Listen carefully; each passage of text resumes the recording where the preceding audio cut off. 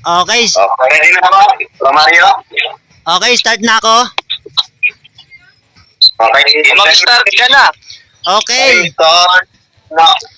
Okay. Tanong ko sa'yo, doon ba sa 1:17:3, alam mo ba yung Choma Cerdan ng talata? Alam mo ito o hindi mo alam categorical? Alam ko, yes.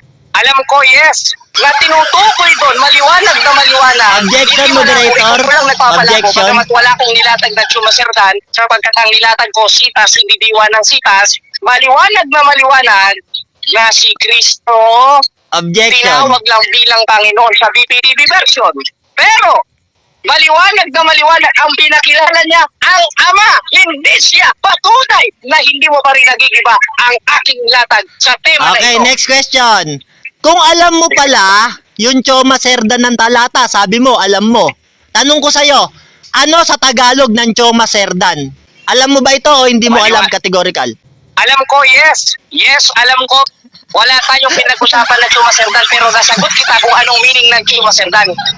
Wala tayong pinag-usapan na Chumaserdan pero nasagot kita kung anong meaning ng Chumaserdan. Diyan ka kumakapit dahil alam mo, hindi mo magigiba yung mga inilatag kong talata. Pero maliwanag na maliwanag, ayon mismo sa BPTV, alam ko na, di ko tatago ito, moderator eh.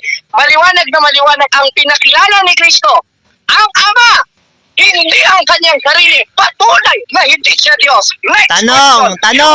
Tanong, ano meaning ng Choma Cerdan kung alam mo? Wala akong pakahulugan at wala akong meaning dyan, moderator. Objection, moderator, sabi niya, alam niya. Pasagutin niyo yan, mapapahiya yan ngayon. Ano meaning ng Choma Cerdan? Nakuha ko kayo parehas, bro. Okay, moderator time. Tayo sa sabaw. Romario.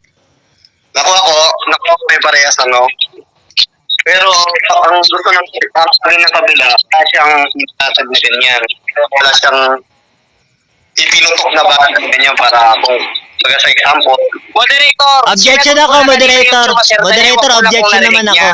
Objection naman ako, moderator. Naka-objection siya. Di pa ako naka-objection eh. Pa-object ako. Pwede ba ako mag-object? Sige bro, Okay, ang objection ko, sabi niya, alam niya raw ang meaning ng Choma Cerdan. Kaya tinatanong ko, sagutin niya, ano meaning ng Choma Cerdan? Sige, pasagutin niyo, moderator.